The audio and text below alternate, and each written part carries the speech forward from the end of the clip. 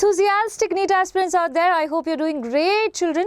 And yes, I hope that your preparation is going on really great. And I just wish that we could be at least a small part of your preparation, help you in some or the other ways. We are trying to do so. Do let us know if we are actually helpful or not. Yes. And now, if you're wondering, paper one solution. What paper? So, for those of you who do not know, we are giving you free mock test. How many of them? 5 of them. And if you have still not registered, please go register. Link is there in the description box. This is very important. You should be practicing mock test. Otherwise, on the day of examination, you might feel that my speed was not that great. That's why I missed certain questions and things like that. Do not go to that particular level. Let's practice it. And as I said, we are providing you free. Okay, now that's something not so common. Yeah, usually mock tests are being paid and things like that, but we thought at least for this year we should be providing it for free because it might be helpful for a lot of children out there, especially if we have not done anything much for NEET aspirants. So we thought we should be doing that. And there are a lot of other things also coming in your way, my dear children. So make utilization of the free test, and that's all. Yeah. So I'm going to discuss about the solution video. So usually, if you are someone who have registered, the same stuff appears there, okay, along with the question paper in the Novo application, and also you can appear for the test where there will be 60 minutes timer and all exam like situation. It is really good interface, and you should definitely try it. Yeah. If you have not done it, do it now. Now going ahead. So sorry for talking a lot, but yeah. First question. The alluron layer in maize grain is especially rich in what? What is alluron layer, my dear children? First of all, maize is what? A monocot or dicot? It is a monocotyledon. That means it just has one cotyledon. Apart from one cotyledon, does it have anything else to help it nourish? Yes, that is endosperm. The endosperm still persists and only one cotyledon is there. Now, the outer layer of the endosperm, the whole thing, you call this as alluron layer. What do you call this? Alluron layer. And it is kind of rich in certain very important proteins. For example, if you talk about amylase enzyme, okay, amylase enzyme, what does it do? It breaks down carbohydrate, my dear children. And where do you have carbohydrate? In the endosperm. So basically, this alluron layer is going to help in providing nourishment. By what? By producing these enzymes, which are proteins, and breaking down the carbohydrates such that the growing seed, my dear children, could germinate properly and give rise to a whole big plant. So the alluron layer in maize grain is especially rich in starch, lipid, auxins or proteins. So you know the answer. It is what? Proteins. I don't know. I started having what do you call that? Chalo, leave it. So alluron layer is a single layer of living protein-rich cells that secrete enzymes like alpha amylase to break down starch during germination in cereal seeds. Not in all monocots, you can find it in some. Okay, now going ahead, dwarfness can be controlled by treating the plant with. Dwarfness means the plant is dwarf, as in it is like this. How can it be controlled? How can I basically, it cannot go to doctors, right? Obviously it cannot go to doctors. So basically, there are certain plant hormones which would be helping the plant fight against this, okay? Fight against dwarfness and grow big. What is that?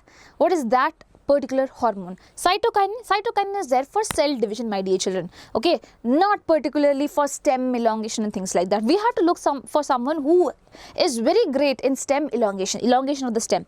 So gibberellic acid, what about that? Yes, gibberellic acid is a growth promoter just like cytokinin, okay, but gibberellic acid does not focus on cell division, rather focus on cell elongation, and along with that stem elongation. So stem elongation, the term comes, just understand you're talking about gibberellic acid or GA.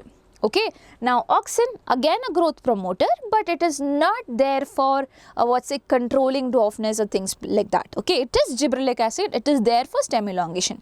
Anti-gibberellin, if you do that, then the plant is gone. Okay, it will be more short. Don't do that. So let's say B is the answer. So dwarfness in plants is often due to deficiency of gibberellins, my dear children, which are plant hormones that promote what? Stem elongation. When a dwarf plant is treated with gibberellic acid, it can overcome dwarfism and start growing taller later on. Cool. Next question. Which one of the following generates new genetic combinations leading to variation? So which one of them do you think is the correct answer? So you have to generate what? New genetic combination and also lead to increase in variation. So do you think asexual mode of reproduction can do that?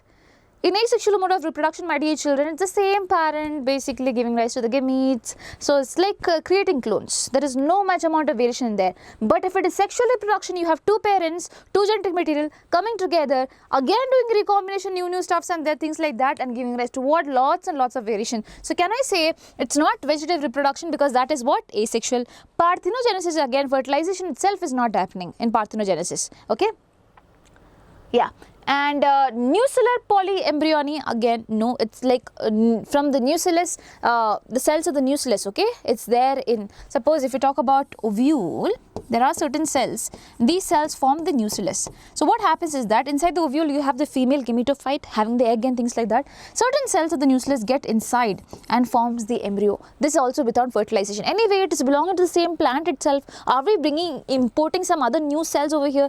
No, it's the same plant. So can I say it is leading to variation, things like that? No, I am looking forward for new plants, and for that I have to do sexual reproduction. This is why this becomes the answer.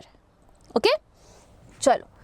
The nectar is produced in flowers that are pollinated by, very easy. Nectar is produced in the flowers that are pollinated by what? Wind. Do you think wind will need nectar? No. Water does it need nectar? No. Man does not pollinate as such. Okay, very rare situations. So insects, yes, obviously insect as a reward, floral reward, nectar is given, my dear children. So this becomes your answer. Okay, it is insects. Now the Bt toxin protein does what? Increases the protein content, cause death of insect ingesting it, stop egg laying capacity of the adult, generate excess heat. So my dear children, Bt toxin, okay, is produced by a bacteria, that is Bt bacteria, Bacillus thuringiensis. Okay, so it has certain genes, that is cry gene, my dear children, and this gene, gene codes for protein, right? So here the protein is what? Bt toxin. Since it is producing it, we call it Bt toxin. Okay, now Bt toxin, it is actually inactive inside the body of the bacteria, which is why you call it as a protoxin. Ma'am, when does it become active? Basically, suppose there's a bacteria, that is me, I am the bacteria, and one insect came and ate the plant on which I was staying. Okay, so what happened? Basically, it ingested me. Now, once I get inside, that is the Bt toxin or basically Bt bacteria, when I get inside the midgut, okay, midgut of the insect, what will I do? These protoxins which were there, it becomes active. Why? Because in the midgut of the insect, there is what pH? Alkaline pH, basic pH. It's not acidic. If you are doing that in that way, it will be wrong. So it is alkaline pH there, which is why what will happen? This protoxin becomes active, and when toxin is active, it is going to kill the organism. Okay, so Bt toxin protein causes death of the insect ingesting it, as in taking it inside. Cool. So this becomes your answer. Now, study the four statements A to D given below and select two correct ones out of them. Definition of biological species was given by Ernst Mayr. Was it? Yes, it was given by Ernst Mayr. He said species are what group of interbreeding individuals out there who can give rise to fertile offspring. Right? So this is correct. Correct. Seed coat is derived from epicarp array. My dear children, you have ovary. Ovary's wall is what? It is known as pericarp. Ovary's wall is known as pericarp. Pericarp is divided into epicarp, mesocarp and endocarp. Cool. Now inside the ovary you have the ovule. Ovule becomes a seed. Ovule becomes a seed. So seed will have different coats. Okay, that is testa and tegmen. That is totally different from what is there in over here. So it is written seed coat is derived from epicarp array. Epicarp is a part of ovaries covering, right? So why do you need to do that? So this is wrong statement. Okay, it is derived from integuments. Integument, seed coat is derived from integuments. Remember, ovule has two integuments, inner integument, outer integument. Okay, so depending on that, it becomes testa and tegmen later on, which is known as the seed coat. So this is wrong. Now, binomial nomenclature system was given by R.H. Whittaker.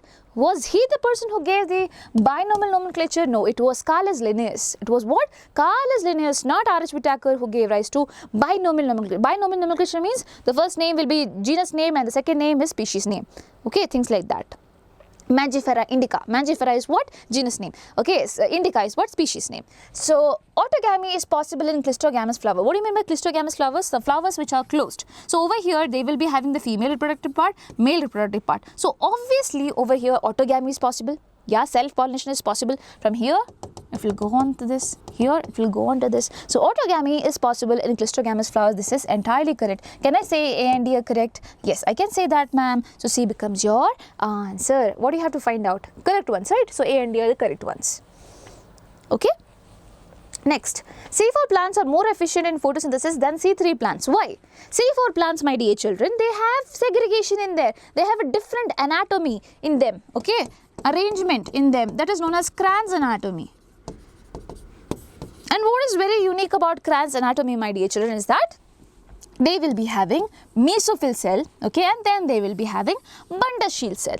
So, usually in C3 plants, everything happens in the mesophyll cell, but including there is an enzyme rubisco which will go and attach to CO2 and do the whole process of what's a Calvin cycle, that is C3 cycle. But over here, if rubisco is there, suppose rubisco is there are higher chances oxygen can also come. And oxygen is there, it can come easily bind over here, and instead of doing photosynthesis, it will be doing photorespiration. And photorespiration is actually a costly process because whatever ATP you are making, you are basically utilizing in that process. We do not want that to happen. So, what did we do? We did a whole different thing where we have the mesophyll cells right over here, okay, and we have the, bundle sheet cell over here. So, instead of putting rubisco there, we are going to put rubisco over here.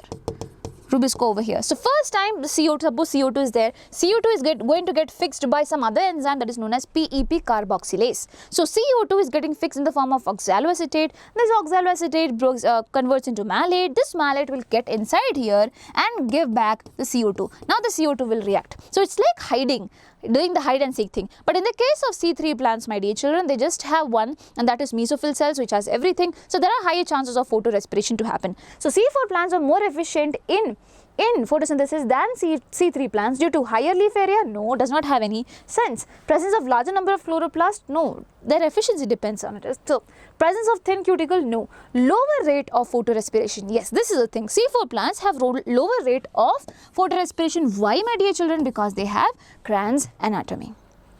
Okay, because they have Kranz anatomy. Going ahead to the next question. Question number 8. Asexual non-motile spores of phycomycetes includes what? Asexual non-motile spores of phycomycetes. So, they have motile spores. Here you are specifically asked about non-motile. So, motile will be zoospores, but if you are asked about non-motile, it will be aplanar spores. It will be what? Aplanar spores. So, phycomycetes are a group of fungi that are reproduced both by sexual and asexual means. Yeah, motile spores are zoospores. They are flagellated and can move around, and non-motile spores are aplanar spores. Okay, they lack flagella and cannot move around. Okay. Works? So, this becomes your answer. Children, I am going fast because I know that your time is very, very precious over here, right? So, I do not want to waste any bit of your time. That is why there is no talking in between. I hope you are following it. If you are liking the video, do not forget to like the video and also subscribe and also share it with your friends because it is important, right? Now, which one of the following helps in absorption of phosphorus from soil by the plants? So, my dear children, it is very difficult for the roots of the plants to absorb phosphorus by itself. So, rather than that, okay, rather than doing by itself, the plants depend on some fungi, and these fungi basically goes into the soil and absorbs the phosphorus which is there in the rocks and things like that. Get it? So, which one of the following helps in absorption of phosphorus from the soil by plants? It is glomus. Glomus is a genus of fungi, my dear children. And this fungi is a part of mycorrhiza. Mycorrhiza is a combination of fungi and the plant roots. And what? The plant roots. So, plant provides all the food and everything, okay, it does the photosynthesis. Fungi provides what? It provides specifically phosphorus. What about rhizobia, ma'am? It is nitrogen fixing. Frankia, nitrogen fixing. Anabilna, nitrogen fixing. So, you're talking about phosphorus, it has to be glomus. Will you forget this? I hope you don't. Now, which statement is wrong for Krebs cycle? TCA cycle, citric acid cycle, okay. So, there is one point in the cycle where FAD plus is reduced to FADH2. Yes, that is one point where this happens. This is absolutely correct. FADH2 is produced, GTP is produced, NADH is produced, a lot of things are being produced in the Krebs cycle. So, during conversion of succinyl-CoA to succinic acid, a molecule of GTP is synthesized. Yes, my dear children, GTP is synthesized, and this is known as substrate level phosphorylation. What do you call this? Substrate level phosphorylation. Here, succinyl-CoA itself is is going to help in providing a phosphate group to GDP such that it becomes what? GTP. So this is what, oh my god, this is what guanosine diphosphate. Over here it becomes what? Guanosine triphosphate, because its substrate is providing phosphate. That is how it works, okay? Substrate level phosphorylation works there. Now, the cycle starts with condensation of acetyl group, that is acetyl-CoA, with pyruvic acid to yield citric acid. That's it how it starts off? No, my dear children. What happens is that you get acetyl-CoA from pyruvic acid, yeah? Now what happens? This acetyl-CoA is going to react with oxaloacetate. Oxaloacetate is a 4-carbon compound. This guy is a 2-carbon compound. Okay, acetyl-CoA. Together they are going to form citric acid, which is what? 6-carbon compound out there. So this is entirely wrong, and what did we have to find out? We had to find the wrong statement. Now there are 3 points in the cycle where NAD plus is reduced to NADH. I told you it happens, but you have to be really careful about 3, 2, 1 points. So you know it's 3 points, so that is correct. So what is your wrong answer? C is your wrong answer. Going ahead to the next question. The hormone which reduces transpiration rate by inducing stomatal closure is what? The hormone which is going to reduce transpiration rate. What do you mean by transpiration? Transpiration is a lot of water in the form of water vapor through the stomata. Okay, there is evaporation. The process of evaporation happens over there.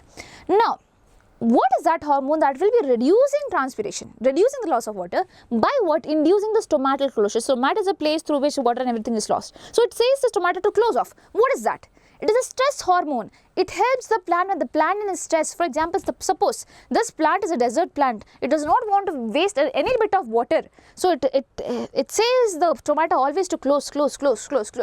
Okay. So what is this hormone that is being released which induces all this thing? Is it IABA, indole butyric acid? Is it NAA? Again, a different form of auxin, IAA, indole acetic acid, or it is ABA? It is ABA. Okay, abscisic acid, the stress hormone, the growth inhibitor. Okay, this is the one that will be leading to closure of stomata. Okay, it will help the plant live in high salinity and when there is too much amount of salt, it will let the plant live there. Okay, and also when the water is very less. At this point also, it helps the plant survive by closing of the stomata so that any bit of water is being not lost. Now, IBA, indole 3-butyric acid, this is a plant growth regulator primarily involved in root development. This is auxin only, okay? And now NA, naphthalene acetic acid, this is synthetic auxin used to promote rooting and growth, not stomatal closure. Indole acetic acid, this is natural auxin that promotes growth and development but does not directly reduce transpiration. So with this, you get to know the functions of these things also. So make sure you are not just reading what is right, you are also reading what is wrong and what is the thing behind it. Cool? Now, artificial system of classification is first used by. So, artificial system of classification does not take into consideration any evolutionary relationship. It does not say that, oh, this plant came from this, oh, this organism came from this. No, there is no consideration. It's just on the dependence of morphological feature, how similar they are and things like that. Someone gave the artificial system of classification, and I'll tell you, I'll give you a clue. This someone has also given the binomial nomenclature system. Who is this person? Who was that person who gave the binomial nomenclature system? It was Carlos Linnaeus, and over here comes your answer. It is again Linnaeus who gave down what? Artificial system of classification as well. It is not Deacon Dole, it is not Pliny the Elder, it's not Bentham and Hooker. Please understand that. It is just Linnaeus. Going ahead. Read the following 4 statements and select the right option having both correct statements. Okay, we have to look for correct statements. Z scheme of light reaction takes place in presence of PS1 only. What about photosystem 2? It takes place in presence of that also. What do you mean by only? It's wrong. Only PS1 is functional in cyclic photophosphorylation. Yes. Cyclic photophosphorylation occurs in the stroma lamellae, my dear children. So over here you see, this is the thylakoid. Over here they have connection. What do you call this connection as? Stroma lamellae. This is where your cyclic photophosphorylation happens. Z scheme is non-cyclic. Cyclic means it goes like this. Okay. So cycle of events takes place over there. So only PS1 is functional in cyclic photophosphorylation. Yes. You do not need PS2 there. So this is correct. 2 is correct. Now, cyclic photophosphorylation results into synthesis of ATP and 2-NADPH. My God, this is a big sin to say that. Why? Because in cyclic photophosphorylation, there is no production of NADPH. Whatsoever you do, there will be no production of NADPH. ATP is going to produce, obviously, not NADPH. So this is again a wrong statement because it says that it leads to the production of 2 NADPH. No. Stromal amylase lacks PS2 as well as NADPH. Yes, it lacks it. That's why we said only PS1 is functional. And NADPH is not being produced, so why do you need NADP over there? So this and this is your correct statements. Okay, this and this are your correct statements. So what will you say? Second and fourth. Second and fourth. Cool? Works? Chalo. Going ahead. In Fabaceae, essential organs are enclosed by. In Fabaceae, essential organs as in the reproductive parts and things like that. What do you think is it enclosed by? There is a standard petal, then there is wings, standard petal, and then there is wings, and then there is keel. What do you think covers the, what do you call it, essential organs? Standard petal, wings, or keel petals, or alae. What do you mean by alae? Alae is the other name for wing petal only. So what is it? It is keel petals. It is what? Keel petals that covers everything. So it looks like this. Cool? Cool. Both autogamy and geitonogamy are prevented in. Both autogamy and geitonogamy. Autogamy means what? Suppose there is a flower, female, male, from here to here, this is autogamy. Now another flower but on the same plant, here to here, this is geitonogamy. Between two flowers at the same time, this is geitonogamy. And now we are saying you want to prevent both of them. If you want to prevent both of them, then probably you have to talk about the flowers which do not have both the sex organs together. This should be a female plant and that should be a male plant. That means, what do you call this condition as? You call this condition as dioecious. This should be female and that should be another male plant. In that way, there is no autogamy and there is no geitonogamy. So which one among them is basically dioecious? That is the question. Is it papaya? Is it cucumber? Is it castor? Is it maize? The answer for this question is papaya. Papaya is the only thing that is dioecious over here. Rest all of them are monoecious, my dear children. Rest all of them are what? Monoecious. Works? Works. Chalo. Now, which one of the following differentiates plant cells from animal cells? So we have to look for that thing which is there in the plant cell but not there in the animal cell. So large vacuole. Plant cell has a vacuole but not large vacuole, smaller vacuole. Plastid. Plant cell has it. Oh, did I say animal cell? Sorry, wait. Large vacuole is found in plant cell but not in animal cell. Animal cell have a small vacuole, okay? Now, what about plastid? Plastid are there in plants. PL, remember that, okay? Plastids are there for storage, plastids are there for storing pigments, you have chloroplast, leucoplast, lyoplast, lot of things, right? Now, cell wall, do you think that the plants have cell wall? Yes, ma'am. Do you think animals have cell wall? No, ma'am, there's only cell membrane. So, these three things, my dear children, it's something that differentiate plants from animal cells. Okay, plant cells have this but animal cell does not have this. Plant cell have this but animal cell does not have this. Plant cell have this but animal cell has a smaller version of it, not large vacuole. Hence, your first statement itself becomes the correct statement. Cell wall, plastid and ribosome. Ribosome is there in both plant and animals. Mitochondria, again plant and animals. Cell membrane, plant and animals. So, what is this thing that you have this? Now, 17. Number of histone molecules in each nucleosome core is. So, in each nucleosome, my dear children, you call this histone as octamer of histone. Octamer means 8 histone will be there. How many? 8 histones. 8 histones would be there. So, your answer becomes number of histone molecules in each nucleosome core would be what? 8. This is histone octamer. Works? Works for you? Then works for me as well. Now, the cells without nucleus are the cells without nucleus. Mature erythrocytes of many mammals. What do you mean by erythrocytes? It is RBC. It is what? RBC. So, RBC, do you think they have the nucleus, my dear children? No, it does not have the nucleus. RBC says that I have to carry oxygen, I have to do this. How do you expect me to have too much space if you want me to include hemoglobin? So, hemoglobin basically they take up most of the space, which is why we say that, okay, let's leave nucleus. We do not need nucleus. So, they have a fixed lifespan. After that, they die. Okay, so please remember that. So, RBC is something that does not have nucleus. Now, seed tube elements of plants, what about them? They also do not have nucleus. Okay, they also do not have nucleus.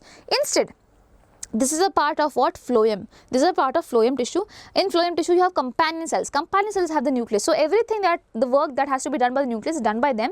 And basically, the companion cells, as the companion name suggests, they are going to help the sieve tube elements which do not have the nucleus and things like that. So I'll say both of them, both A and B, are the cells without nucleus, my dear children. What about meristematic cells? They should be having nucleus. Without that, can they divide? What do you mean by meristematic cells? Something that has a potential to divide and increase the number and become something in their life. Okay, so obviously you need nucleus, because nucleus is the one that commands cell division and things like that. So obviously you need them. So I'll say it's A and B. So D becomes your answer. Both A and B. Chalo. Next. Androecium with numerous stamens, monodelphous. Okay, what do you mean by numerous stamens? As in numerous, let's say male part, okay, male reproductive organ. Monodelphous means basically there will be having one stalk on which basically there will be only one bunch of all these stamens. It is not having, they do not have multiple bunches around there. Okay, now they are fused to staminal tube, as in the tube. Yeah, filaments basically are fused to what? The staminal tube which is there. And then epipetalis. What do you mean by epipetalis? That means there is a petal onto which you have the let's say stamen being attached. That is what you call it, epipetalis. Anther monothecous, usually we have dithecous anther, they just have one theca per, so per this thing, so you call this monothecous. And unilocular, as in they just have one locule. So this is the characteristics of what? Asteraceae, Malvaceae, Fabaceae, Solanaceae. The answer is Malvaceae. Okay, so monodelphous, all filaments are fused into a single staminal tube. Yeah, filaments fused to form a staminal tube, and epipetalis stamens are attached to the petals. Anther monothecous and unilocular. Each anther has a single lobe, unlike typical bilobed anther in many plants. Okay, so this becomes your answer. Fine. Now, going ahead to the next thing. Sequence of AAT, GCT, TAG, GCA on template segment of DNA will be represented over transcribed mRNA as. So this is the template segment. This is what? Template. And template DNA, my dear children, you have two strands of DNA. One is the template and the other one will be coding. So when you say something is in template format, that means the direction is from 3' to 5'.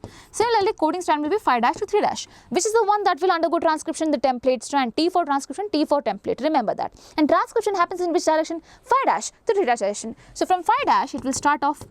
So I suppose this is like that. So A will be pairing with what? T or U. A will be pairing with T or U. You are making an RNA out of DNA, my dear children. And in RNA, do you have uracil? No, you do not. Sorry, in RNA, do you have thymine? No, you do not have thymine. Instead, you will be having what? Uracil. So it becomes what? UUA, CGA. Okay, CGA. So always remember, A will be pairing with U and G will be pairing with C. Fine, and this is how it goes. Let's see if we can find the answer with the statement itself. So UUA CGT, T would not be there in RNA. If you find T, that's the most easiest way to cut it off. T is there, cut it off. T is there, cut it off. This is RNA, RNA does not have T, always remember, so this becomes your answer. If you try to match it up, you will get the answer as the same thing. Okay? Okay. Ayyo. Where is it? Okay. Bring it here. Until then you please solve it. Okay. In a chloroplast, the highest number of protons produced by splitting of water are found in. Highest number of protons in the chloroplast, my dear children. Where do you find the highest number of protons? When you split the water, okay, when you split the water H2O, you get oxygen as well as you get protons, H plus ions, right? So where are these H plus ions going? So in the thylakoid membrane, you have the PS1 and PS2 and things like that. Okay, inside the lumen, my dear children, you have H plus ions. You have what? H plus ions.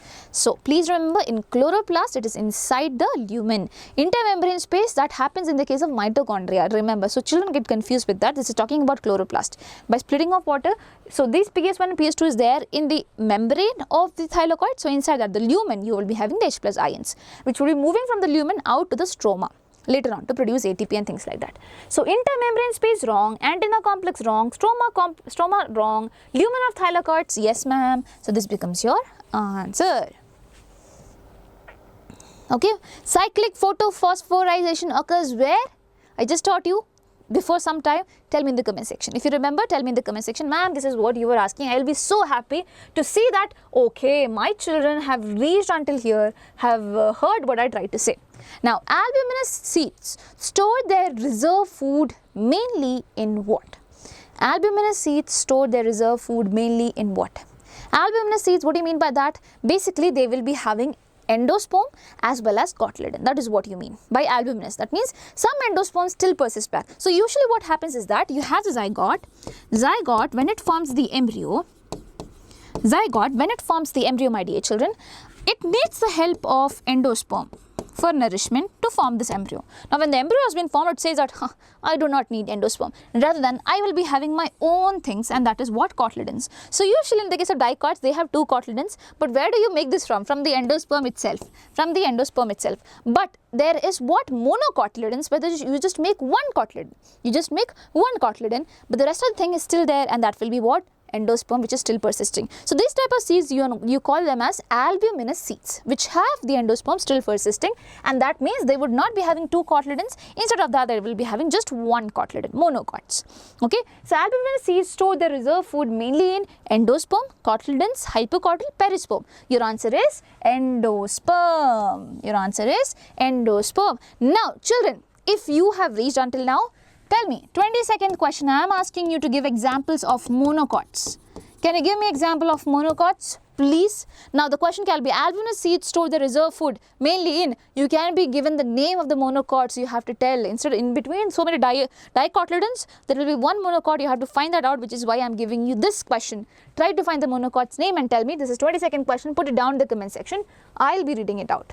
Now, inflorescence is racemose in what?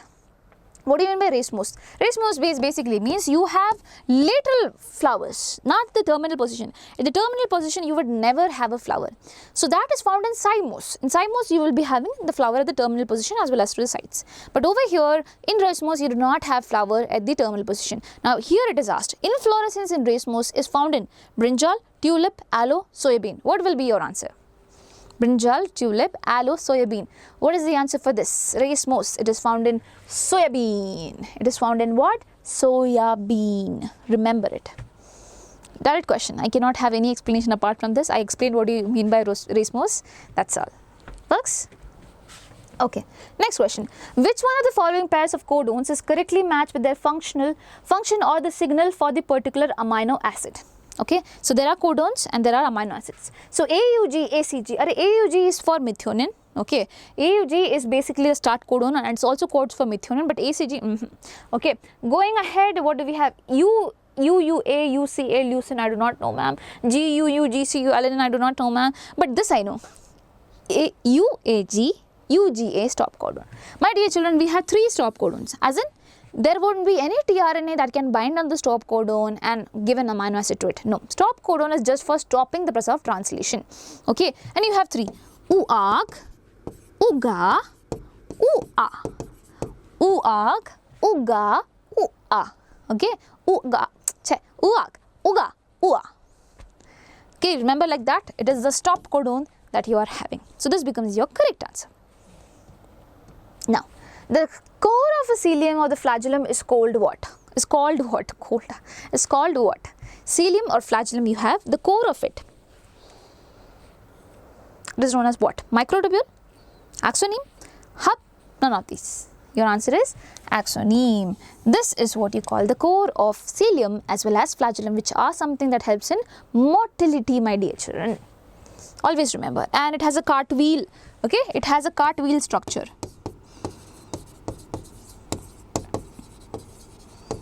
Axoneme has a cartwheel structure and this forms the core of cilium and flagellum.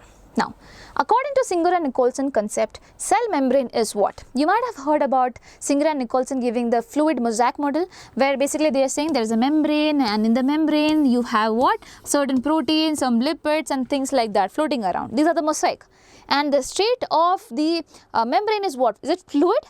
If it is fluid, my dear children, then there will be movement like this. But is it fluid? No, it is quasi-fluid. It is what? Quasi-fluid. There is some restriction in the movement. It is not entirely fluid.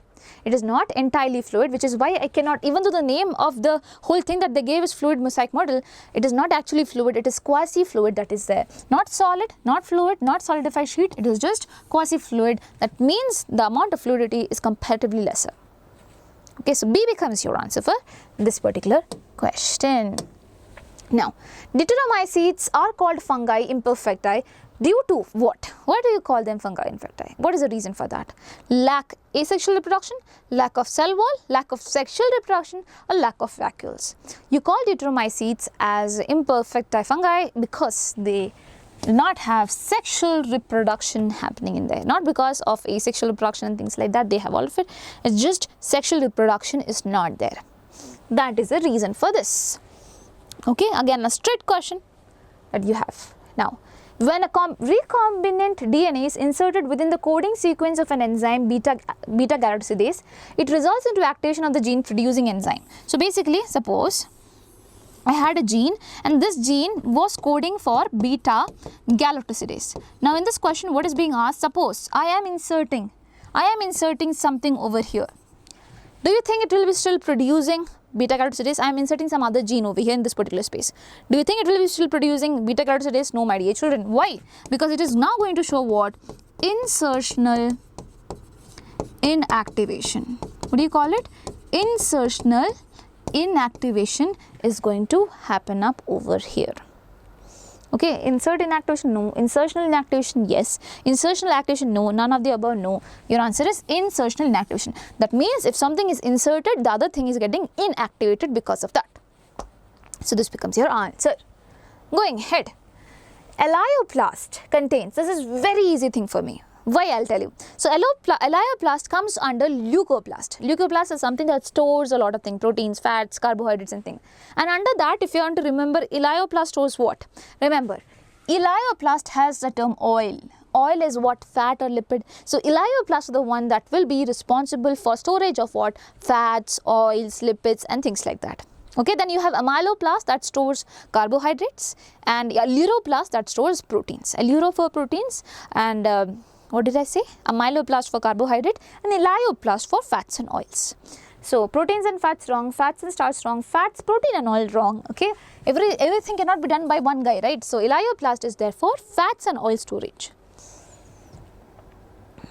Okay, now oxidation of 1 NADH2 yields what? Oxidation of 1 NADH, basically when 1 NADH is oxidized, 2 electrons move in. 2 electrons move in and these electrons start from 1 complex 2, complex 3, complex 4 going on. Basically with this NADH you pump 10 protons. You pump what? 10 protons, my dear children, and these protons, 10 protons which are there, they will be helpful in the production of 3 ATP molecules. So basically 1 NADH2 is equals to 3 ATP. Nowadays it said 2.5 also, but yeah, okay, it will be what? 3 ATP. 1 NADH2, how many ATPs? 3 ATP, remember, okay. Now, select the mismatch. Cycas is dioecious. Is it dioecious? You have 2 different plants, one male and female? Yes, ma'am. Salvinia is heterosporous. Do they have 2 different type of spores? Yes, ma'am. Equisetum is homosporous. They just have 1 type of spore? Yes, ma'am. Pinus is dioecious. Wrong, ma'am. It is not dioecious. The sexes are not separate. It's there in one particular plant itself. It is monoecious. So Pinus is what? It is not dioecious. This is a wrong thing that is given out there. The sexes are not separate. Dioecious means male plant and female plant, separate.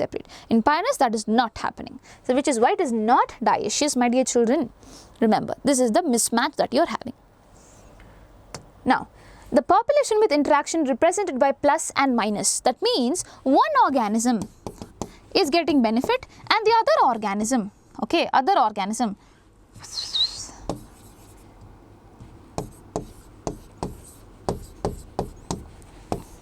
okay, would be what?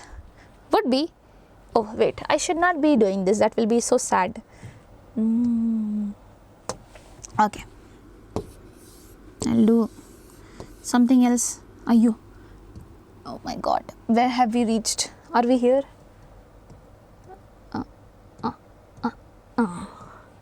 Children, do not judge me on the basis of the diagram that I'm going to make. It will make you remember things for a long time.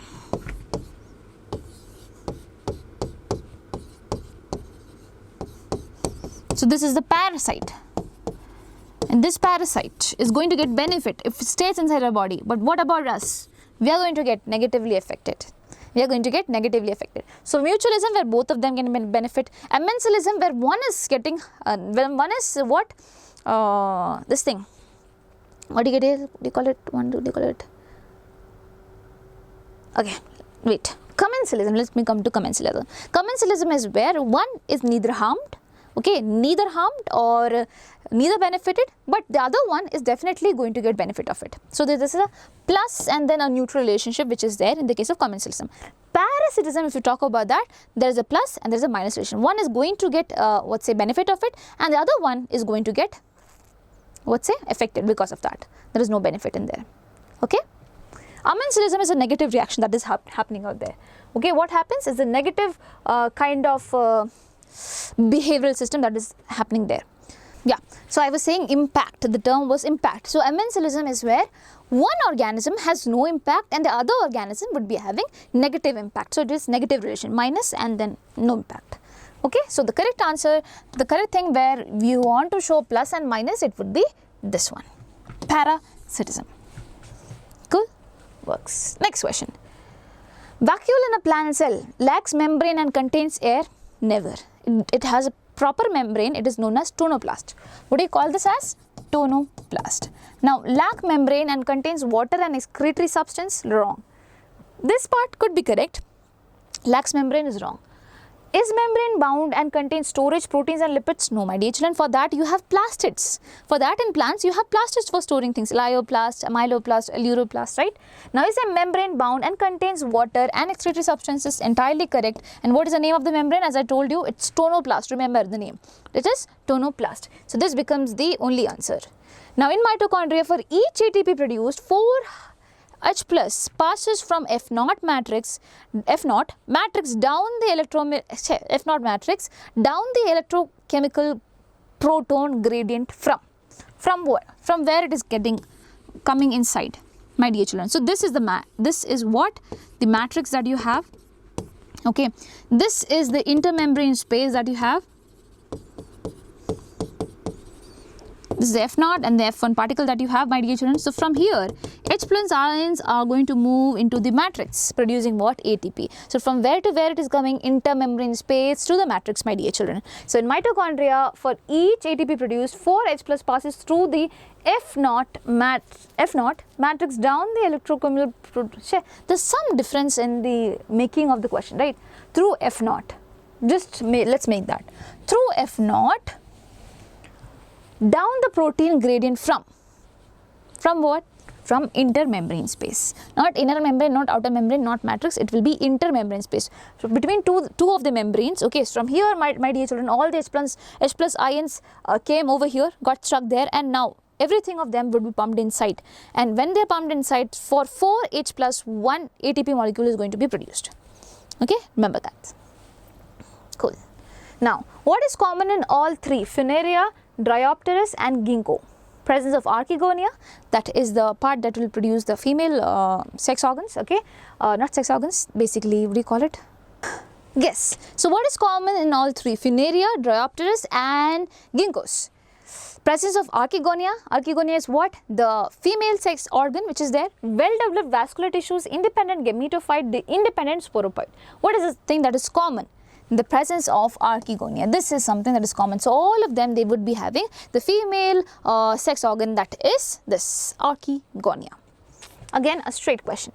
Next, which of the following is a primary consumer in maize field ecosystem? Primary consumer as in the first one to consume the plants, my dear children. They are known as the primary consumers. So first come producers, that is the plants, and then feeding on it comes the primary consumer. So wolf, I don't think so. Phytoplankton itself is a producer, my dear children, cannot be consumer. Lion comes very late. Lion, have you seen lion eating grass? No. So it is grasshopper basically feeding on that. Maize field ecosystem, in that definitely it would be a grasshopper that will be primary consumer. Okay. The enzymes that are capable of digesting carbohydrates, proteins, lipids and nucleic acids are found in. So where are these enzymes found in, which can break down all this thing, carbohydrates, proteins, lipids and everything together? These enzymes or hydrolytic enzymes, my dear children. Yeah, and these enzymes are found in the suicide bag of the cells. What is the suicide bag of the cells? It is known as lysosome. It is known as lysosome. Ribosomes are the one that will be helping in the production of what? Proteins. Yeah, nucleosomes is a whole different thing. You have nucleosome, that is basically histone octamer coiled around by DNA. Chromosomes, again something different. Lysosome is something that has all the hydrolytic enzymes essential for breakdown of all these things that you see over here. Fine. Now, going ahead. Which one of the following processes during decomposition is correctly described? Catabolism, last step in decomposition under fully anaerobic condition. Wrong. Catabolism is a breakdown of organic content into inorganic matter. What? Catabolism is the breakdown of organic content into inorganic matter. Fine. Now, I'll explain you step by step, then you will be able to answer by yourself. First decomposition happens. The first process is fragmentation. Fragmentation is basically when certain organisms such as detritivores, such as earthworm, which will be feeding on detritus, eating them and breaking things down. So, it is just physical breakdown, okay, breaking down big things into smaller things. When they poop out, they will be pooping out smaller fragments. This is known as fragmentation. Second thing, when you do this, obviously there might be some water soluble inorganic things. Yeah, water soluble inorganic things. They will be leaching down into the soil and they won't be utilized thereafter. It will be leaching down to the soil, it will be there. Okay, that is leaching. That is the next thing. Now, when you talk about this guy, just in the case of earthworm, they just broke down into smaller compounds. Now, it's still organic. You have to break down this organic thing into inorganic thing, and this process you call this as catabolism.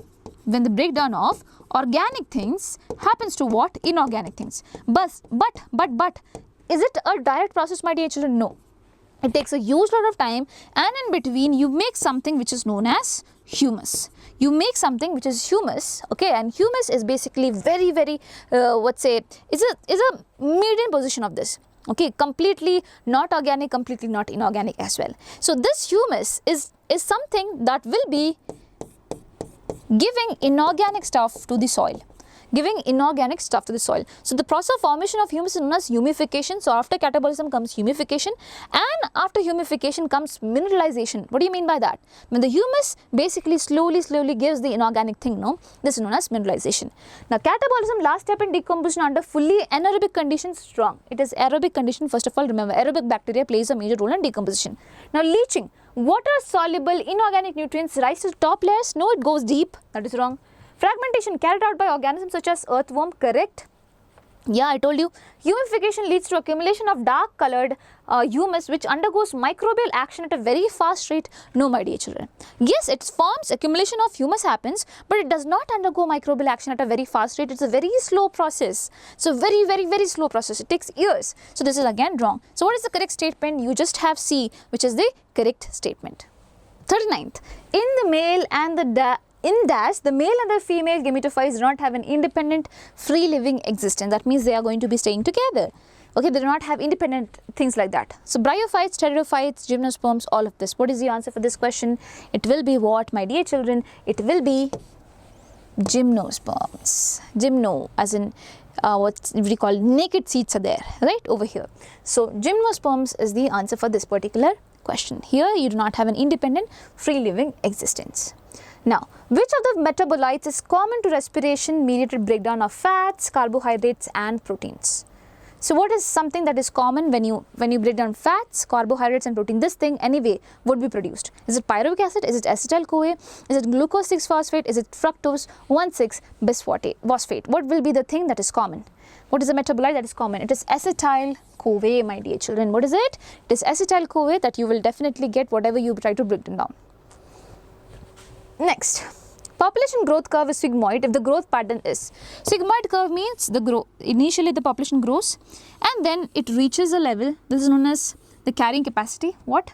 This is known as the carrying capacity beyond which the population cannot grow. So this is more logical. So this becomes logistic curve. This is what? Logistic growth, my dear children. This is not exponential. Exponential goes like this, considering there is no limiting factor and things like that. Here we consider there is a limiting factor, which is why we call this as carrying capacity. This is the carrying capacity of the system where they are living. Okay. So, population growth curve is sigmoid. Sigmoid as an S-shaped curve, as you can see over here.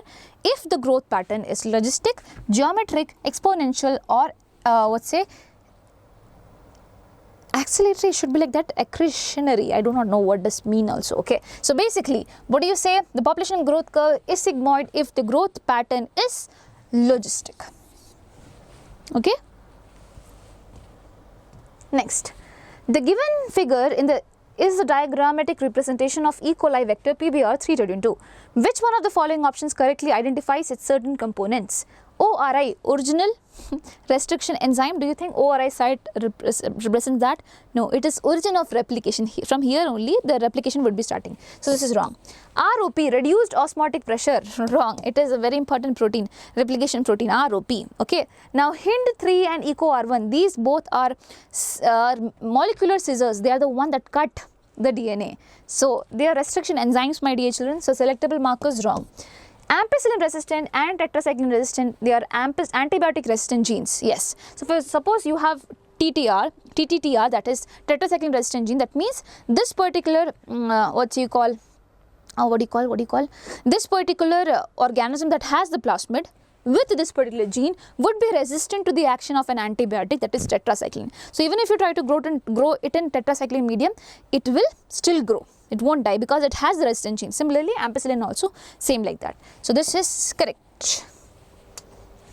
Cool. Next, the mass of living material at a trophic level at a particular time is called. At a particular time, the mass of the living material which is there in one particular trophic level is known as what? Standing state, net primary productivity, gross primary productivity, or standing crop. The answer is standing crop. This is the mass of living material at a trophic level at a particular time, my dear children. Net primary productivity means the production of organic matter. Okay, it is a total production of organic matter after utilization for yourself. For example, I am some organism, I am producing some organic matter. This is known as gross primary productivity, the amount of organic matter produced by me. But I will be using some of it, that will be respiratory losses. So gross primary productivity minus respiratory losses comes out to be something that I can give to others. So the thing that I can actually give to others is what? Net primary productivity. So that is not the thing over here. So the mass of living material at a trophic level at a particular time is known as standing crop. Cool. Next, which one of the following statements about genetically engineered insulin is incorrect? E. coli is used for producing humulin, that is genetically engineered insulin. It is correct. E. coli was used. Chains A and B were produced separately. Yes, ma'am, it was produced separately. Okay. Now, Eli Lilly company prepared it for the first time. Yes. Genetically engineered insulin has C-peptide? No. So usually in our body, when insulin is being produced, it is produced in the form of prohormone. That means it is not active. So in that case, you have A peptide, B peptide, and something that is known as C peptide. So we do not want that.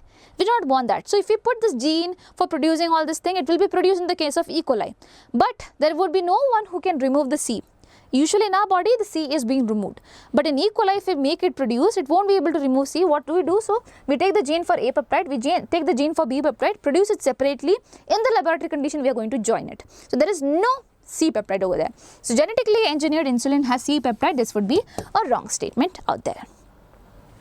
Okay. Now last question. Population ecology is an important area because to know where the organism is living, it links ecology to population genetics and evolution. To know about geography, to find the use of organism, no. Population ecology is important area. Why? Because it is going to link ecology to what? Population genetics and the evolution. That becomes more, something that has more proof, and we can understand things better if we study population ecology.